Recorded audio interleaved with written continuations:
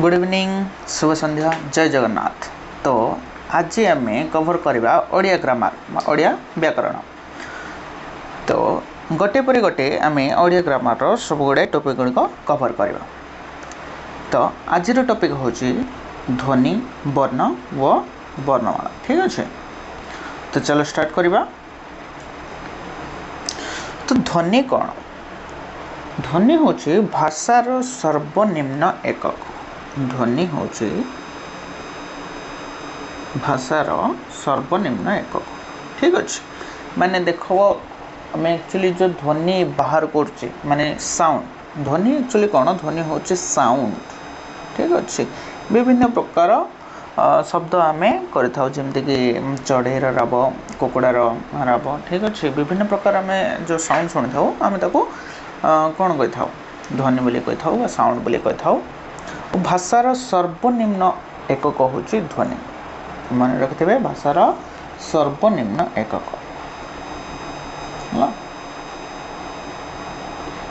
सर्वनिम्न एकक। तो ध्वनि सरला। तो वर्ण एबे कौन? ध्वनिर सांकेतिक रूप हूँ वर्ण। ठीक अच्छे, माने जदि आम कहवा को शब्दटी कह कौन कहवा को, तो यह आम केमती लिखा? आमको पिला बेले कौन शिखा जाइथिला जे पिला को माने एमिति प्रथमे करिबो, तापरे एमिति यू भलिया करिबो आ ऊपर को न। तो एटा कौन को बोली? तो ध्वनिर को ध्वनिर संकेत बुझला ना। को आम कौन ग प च बोली कौन पढ़ुचे कि ना? तो जदि एमिति जदि संकेत आसला आम आपको कौन बोली पढ़ुचे? क बोली पढ़ुचे। ध्वनिर सांकेतिक रूप। सांकेतिक रूप कौन? सांकेतिक रूप को आम कौन कहूचे? वर्ण बोली कहूचे। ठीक अच्छे, ध्वनिर सांकेतिक रूप हूँ वर्ण। तो लिखित तो केतटा कौन केते जन कहते ध्वनिर लिखित रूप को वर्ण कही था, किंतु ध्वनिर सांकेतिक रूप को आम वर्ण कही था। ध्वनिर लिखित रूप को, ठीक अच्छे, लिखित रूप को आम कौन कही था? लिपि बोली कही था। ठीक अच्छे, ध्वनिर लिखित रूप कौन? लिपि। ठीक अच्छे, ध्वनिर लिखित रूप को लिपि बोलिक आम कह, आउ सांकेतिक रूप को वर्ण बोली कह। तो आम ओडिया कौन भाषार लिपिटा कौन? नागरी। ठीक अच्छे, आम ओडिया भाषार लिपिटा हूँ नागरी, मन रखिथे। तो देन आम देखा ध्वनिर प्रकार भेद। तो ध्वनि केमिति विभाग है कौन कौन? ठीक अच्छे, ध्वनि को जब आम विभक्त करवा आम कौन पाइबा? ध्वनिर साधारणतः आमर दुई भाग विभक्त होता है। साधारणतः आमर कौन? दुई भाग विभक्त होती। तो कौन कौन? ध्वनि स्वर ध्वनि अच्छी और व्यंजन ध्वनि अच्छी। ठीक अच्छे, तो स्वर ध्वनि और व्यंजन ध्वनि।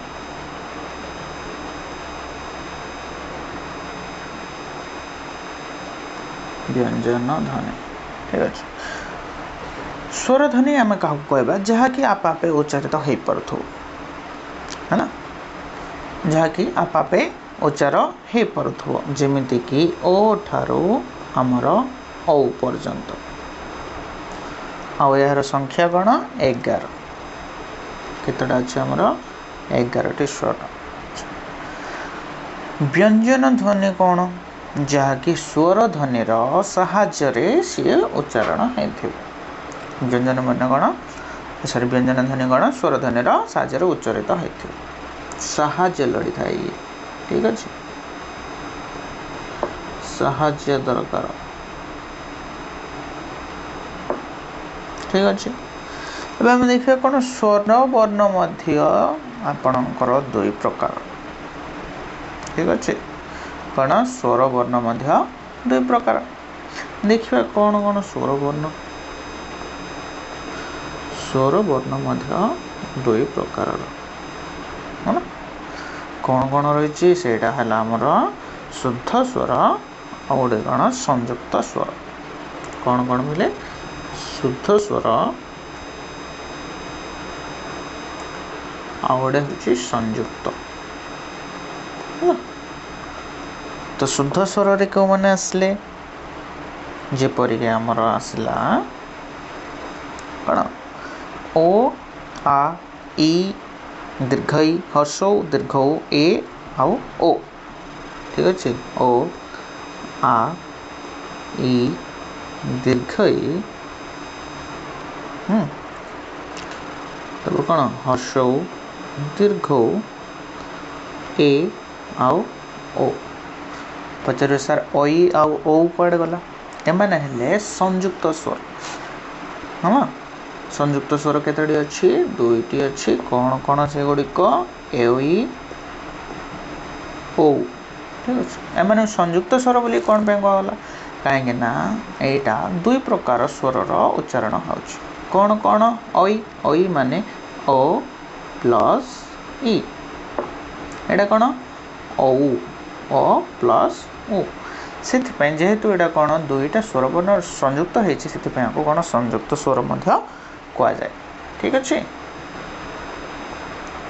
तो ये आम आसवा वर्णर विभागीकरण उपर तो देख वर्णर विभागीकरण केमिति दुई प्रकार साधारणतः यहाँ दुई प्रकार होता है कौन कौन स्वर वर्ण आउ व्यंजन वर्ण ठीक अच्छे स्वर वर्ण एवं व्यंजन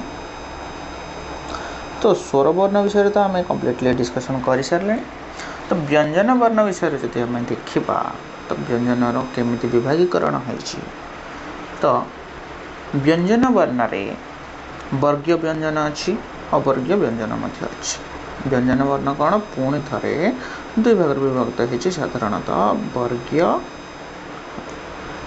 वर्गीय आउट अवर्गीय ठीक अच्छे तो वर्गीय व्यंजन कौ मैंने आसुँच वर्गीय व्यंजन साधारणतः आम जो क ख ग घ व सेमती च फैमिली च छ ज झ न्य सेमती ट फैमिली ट ठ ड ढ ण त फैमिली त थ द धन पर प फ ब भ म आसी था ठीक अच्छे तो वर्गीय व्यंजन कौ मैंने आसती क ठारू म पर्यंत जो व्यंजन वर्ण थाए ताको आम वर्गीय व्यंजन बोली कहवा ठीक अच्छे तो वर्गीय व्यंजन रे हमर आसुची क ठारू म पर्यंत अवर्गीय व्यंजन रे कौ माने आसुचंते जो माने कि जियो ठारू ल पर्यंत जो माने अछंती से माने हेले हमर अवर्गीय व्यंजन तो उच्चारण अनुसार वर्गीय व्यंजन को पुणी थे 5 भाग विभक्त कर तो से गुड़ी को कौन कौन देखा ठीक अच्छे तो क ख ग घ एवं व क ख ग घ व एम जो आम उच्चारण कले तो आमको कौन फिल है यहाँ कौन कंठरू आसुच्छी वर्ण गुड़िक कौन कंठरू आसपाई आम ये कौन कहले कंठीय वर्ण बुझल एम कौन कह आम कंठीय वर्ण बोली कहवा तापर आमर आसले कौन च छ ज झ एवं न्य ठीक अच्छे तो ये च छ ज झ न्य एगुड़ी जो आम उच्चारण करवा यहाँ कौन आमर तालू आसूँ ठीक अच्छे से यही वर्ण गुड़ आम कौन कहवा तालव्य वर्ण ठीक अच्छे कौन कहवा तालव्य वर्ण एगुड़ी को घुषिया दरकार नहीं पे जस्ट आम कौन फिल कर जान दे पार ठीक अच्छे तो नेक्स्ट आमर कौन हो क होगला च होगला आसला कौन ट ट ठ ड ढ ण एगुड़ी कौन कहुई देख ट ठ ड ढ ण बारंबार को ट ठ ड ढ ण यहाँ कौन आमर मूर्धारू आस ठीक अच्छे तो से यार ना कौन है मूर्धन्य वर्ण है ना कौन है मूर्धन्य वर्ण। तापर नेक्स्ट आमर कौन आसुची ट ठ ड ढ ण पर आसुची त थ द ध न। कौन आसुची त थ द ध एवं न। यदि हम त थ द ध न उच्चारण करवा त थ द ध न, देख जीवटा आम दांत को लगुच, ठीक अच्छे। तो दांत जेहेतु लगुच एम कौन कहगला दंतीय वर्ण, ठीक अच्छे। कौन दंतीय वर्ण बोली कहगला। नेक्स्ट आसला कौन त वर्ग पर आमर आसला प वर्ग। प वर्ग रे कौन कौन अच्छी सॉरी प सॉरी प फ ब भ आउ म। तो देख नोटिस कर प फ ब भ म आम कहला बेले यहाँ कौन ओठ को टच हो आम कौन दुईटा ओठ टच हो। तो ये को कौन कहवा अष्टीय वर्ण। ओठर जेहेतु टच हो आम कौन कहवा अष्टीय वर्ण है।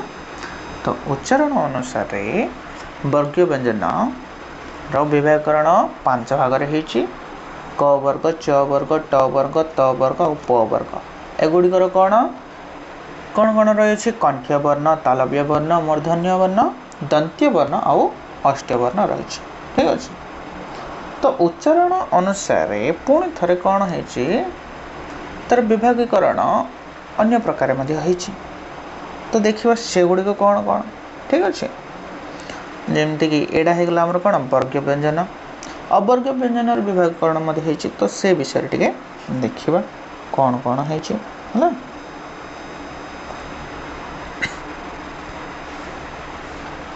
तो देखिए अवर्गीय व्यंजन विभागीकरण केमती है, ठीक अच्छे।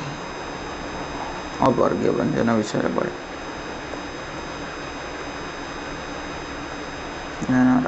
विभागीकरण, ठीक अच्छे। तो कौन देख अवर्गीय व्यंजन वर्ण मानकर कौन अच्छी ज ठारू ल पर्यंत अच्छे। तो फर्स्ट आमर कौन डिवाइड होले ज, ठीक अच्छे। तब कौन रहा य र ळ आउ वो एम नहीं कि कौन कराई अंतस्थ वर्ण तैयारी। एम कौन कह जाए अंतस्थ वर्ण बोली कहुए थाए है ना, अंतस्थ वर्ण। तो अंतस्थ वर्ण बोली कौन पे कहुए बोले जान अंतस्थ वर्ण कौन पे कहुचे यार उच्चारण क्षेत्र में एमाने साधारणतः कौन जेकोसी गोटे शब्दर अंतरे लगी था बुझे से बोलिकी अंतस्थ माने कौन अंत माने शेष कथा कहूँ अंतस्थ माने एमाने कौन मध्यवर्ती मझे लगी था कौन सी साधारण जेकोसी गोटे शब्द से बोलिकी एम कौन अंतस्थ वर्ण बोली कहगला। तो सेकेंड आमर कौन आसुची उष्ण वर्ण।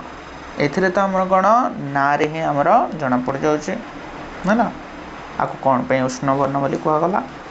जमती कौन स, ठीक अच्छे, स स आउ ह एगुड़िक आम जिते कौन कर उच्चारण करचे आम पार्टी कौन होचे गरम हवा बाहर कौन गरम पवन टे बाहर से बोलिकी आम आपको कौन कहे उष्ण वर्ण बोली कह है ना।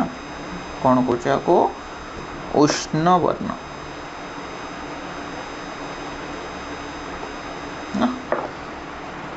तो नेक्स्ट कौन अच्छी देखा 3 नंबर आमर अच्छे कौन अजग बाह वर्ण, ठीक अच्छे। कौन अच्छे अजग बाह माने एमानकर कौन है थाए एमाने अन्य कौन स्वर कि व्यंजन वर्णर साहाय्य न नौन एमानकर किसी उच्चारण ही न थाए, ठीक अच्छे। जेमिति कि कौन आमर ए चिन्ह विषय तो जानी थो पिला एटा कौन एटा पुण्य विसर्ग पुण्य कौन चंद्रबिंदु है ना अनुस्वार विसर्ग चंद्रबिंदु विषय तो जानी थो एम कौन आम पढ़ी पार एम ना सीना आम जाने एम कौन आम पढ़ी पार कौन एमती जब लिखाईगला एमती पढ़ी पारे जदि आ तले कौन आम कौन से गोटे वर्णर जदि व्यवहार करवा फॉर एग्जांपल जदि क देदबा ये अनुस्वर देदबा यहाँ को आम पढ़ा कौन कंग बोली पढ़ी पार किंतु केवल मात्र ये चिन्ह गुड़ आम पढ़ी पार ना तो से बोलिकी एम कौन कहला अजोग बाहु माने एम आम कौन जोग कर बुझे एम कौन जेकोसी गोटे व्यंजन सहित जोग हेले ही एमनकर अर्थटा रही था तो से कौन कहगला अजोग बाह वर्ण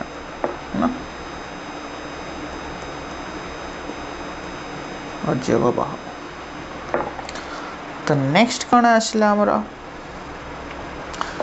तो बोले देख अनुनासिक वर्ण विषय जानच सेटा तो मैं कहनी देख अनुनासिक वर्ण जो वर्ण गुड़िक कौन आम साधारणतः उच्चारण करला बेले आम नासिकार साहाय्य नहीं था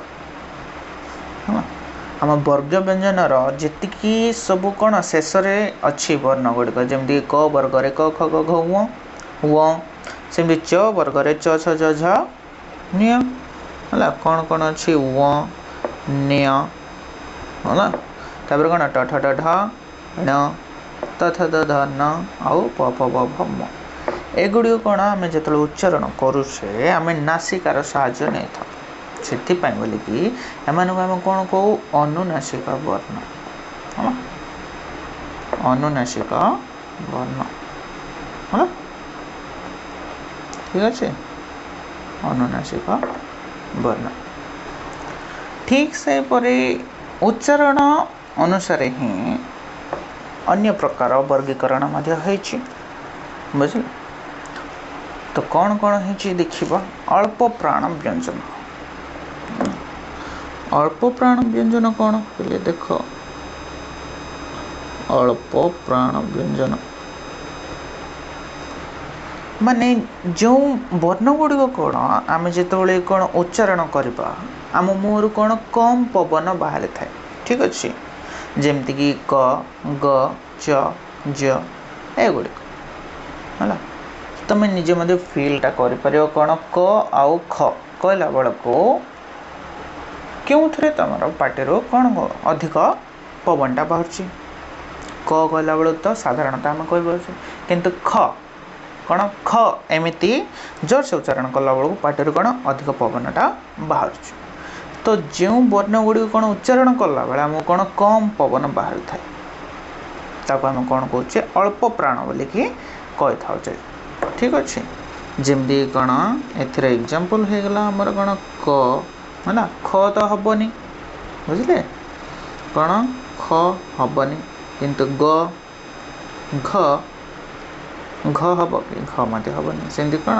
प फ ब भ बुझल तो ये देख क उच्चारण कला बेलू आमर कौन कम पवन बाहर किंतु ख उच्चारण कला बेलू को अधिक पवन बाहर से हेनी ग साधारणतः आम कहीपे किंतु घ कहला बेलू मुहर कौन अधिक पवन बाहर घ हेनी सेमती प साधारणतः कम पवन बाहर किंतु फ कहला बेलू आमर कौन मुहर अधिक पवन बाहर ब आउ भ भ कहला बेलू अधिक पवन बाहर ठीक अच्छे तो साधारणतः एथर आम कौन जानिले देख बोले है ये जो व्यंजन वर्ण अच्छे वर्ग व्यंजन से कौन प्रथम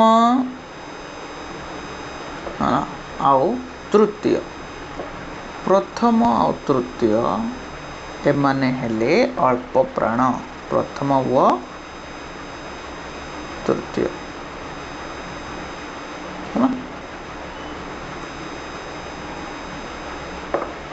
एमाने हेले कौन अल्प प्राण आउ द्वितीय एवं चतुर्थ वर्ण हेले कौन महाप्राण तो महाप्राण कौन देखा है महाप्राण जो वर्ण गुड़िक कौन उच्चारण करला समय आमर कौन हो अधिक पवन बाहर बुझल कौन अधिक पवन बाहर थाए ताको आम महाप्राण बोली कह कहे कि पर एग्जांपल तो आम ये नहीं गले ये कौन कर चर नवा ठीक अच्छे च छ ज झ एवं न्य है ना।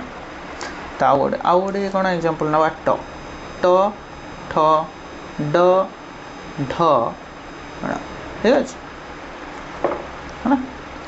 तो साधारण देख च कहला बेल को आमर कौन कम पवन बाहर है छ कहला बेल कौन अधिक पवन बाहर ज कहला बेल कम पवन बाहर झ कहला बेल को अधिक पवन बाहर सेमती ट कहला बेल कम पवन ठ कहला बेल को अधिक पवन ड कहला बेल को कम पवन ढ बोली कहला बेल को अधिक पवन बाहरी था। तो एठी आमर कौन रंग टर्म होगा च ट ज ड ना।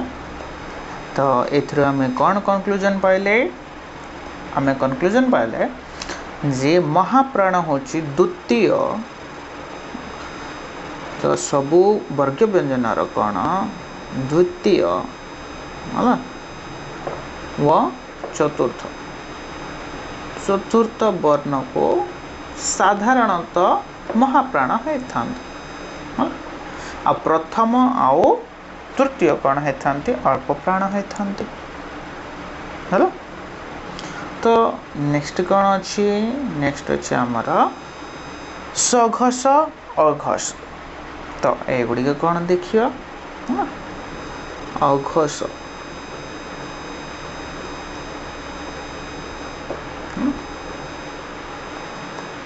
तो अघस वर्ण कौन जो वर्ग व्यंजन उच्चारण कला बेलू आम कौन स्वर तंत्र रे कंपन होता है कंपन होता है आम कौन कहबा सघस बोली कहबा किंतु जो वर्णर उच्चारण कला बेलू कौन आम स्वर तंत्र रे कंपन हो न था है कौन कंपन हबन